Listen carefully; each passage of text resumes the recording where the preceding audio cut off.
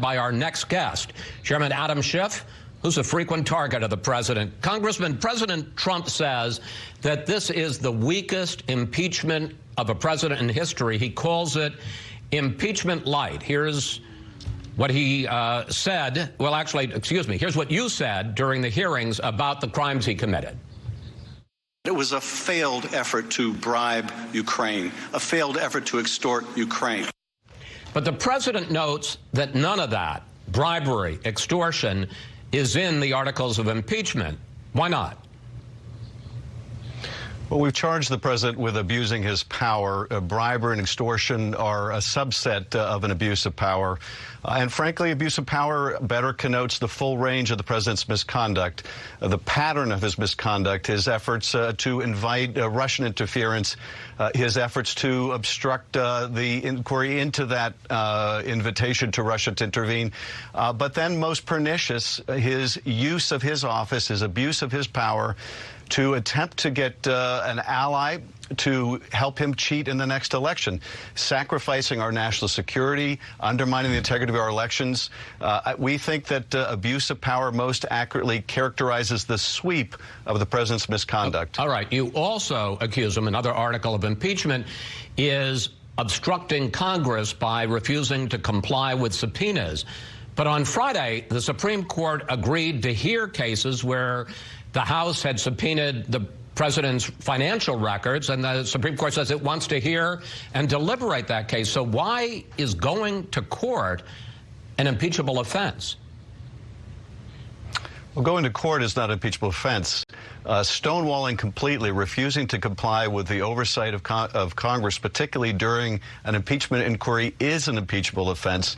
Indeed, Richard Nixon was about to be impeached for a far less comprehensive effort to stonewall the Congress of his day.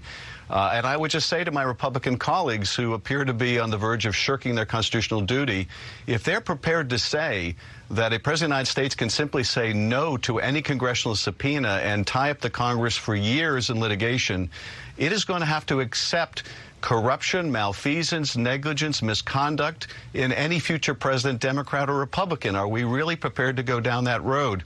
In many respects, Chris, I think this may be the most serious of the articles, because it would fundamentally alter the balance of power and allow for much greater misconduct in the chief executive of the country. The last point I'd make, Chris, is among the acts of stonewalling is the utter refusal to turn over a single document from any of the departments. To turn over the notes, for example, of Ambassador Taylor or his cable to Secretary Pompeo. All of these things are being withheld. There is no legal basis to do so. And so, yes, the president can sue all he wants. It's a delay tactic, and he's repeatedly lost in court. But that doesn't make it any less an act of obstruction. President Trump says that if the House, as is expected, votes articles of impeachment this week and it goes to a Senate trial, that he would like to call you as a witness. Here he is on you. I think Adam Schiff is a deranged human being. I think he grew up with a complex for lots of reasons that are obvious. I think he's a very sick man. First of all, what do you think of the president's psychoanalysis? And if his lawyers call you to testify as a witness on the Senate floor, will you comply? Well, in terms of the president's comments, I guess all I would say is this president does nothing if not project onto others his own misconduct. In terms of whether I'm a witness, I'm not a fact witness in any way, Chris, and the president knows that. He also wants to call the speaker as a witness. This is merely his common tactic, and that is he can't defend his gross misconduct. He can't defend his abuse of power. But he can't defend withholding $400 million in military aid. And so he simply attacks those. I just want to pick up on the one point of the fact witness, because he would say that the contact either you or a member of your staff had with the whistleblower does make you a fact witness.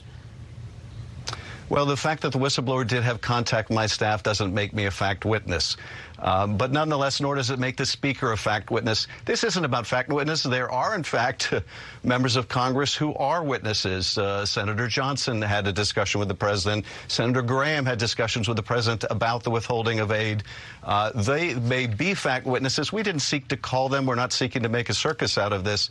but the president is, because he can't defend his gross abuse of his office. He can't defend withholding military aid from an ally at war, the damage he's done to our national security. All he can do is attack. And sadly, too many of the Republican members are willing to debase themselves by doing whatever the president asks. Finally, I want to switch to the Inspector General report, because you have weighed in on that. In 2018, you were the ranking member, the top Democrat in the minority in the Intelligence Committee. Devin Nunes, the then Republican chair, issued a report talking about all the problems with the FISA warrants in the FBI case. You defended the FBI's use of FISA warrants to surveil Carter Page in a lengthy memo. Here you are discussing that. It's important for the public to see the facts that the FBI acted appropriately in seeking a warrant on Carter Page. They're not part of some deep state, as the president apparently would like the public to believe. After reading the IG's report, which discusses 17 serious errors of omission, some would say misconduct on the part of the FBI, do you still think that the FBI acted appropriately, as you said there?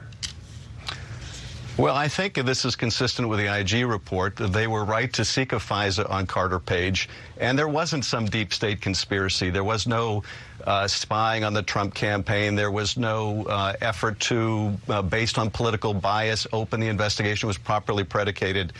But there were nonetheless serious abuses of FISA, which were not apparent 2 years ago, but which have become apparent now with 170 witnesses interviewed and 2 million documents reviewed by the IG. And I am glad that the IG made the recommendations that he has made, and the FBI is going to follow them. But that wasn't apparent to us 2 years ago. But the most significant things, I think, are that corrective steps will be taken in terms of the FISA process, and that the IG debunked these claims by the president, by Mr. Nunes and others, of this deep state conspiracy, this improper investigation. It would have been negligent for them not to conduct this investigation. I've just got a minute left, because at that time in 2018, you said the FBI and Department of Justice did not, quote, omit material information.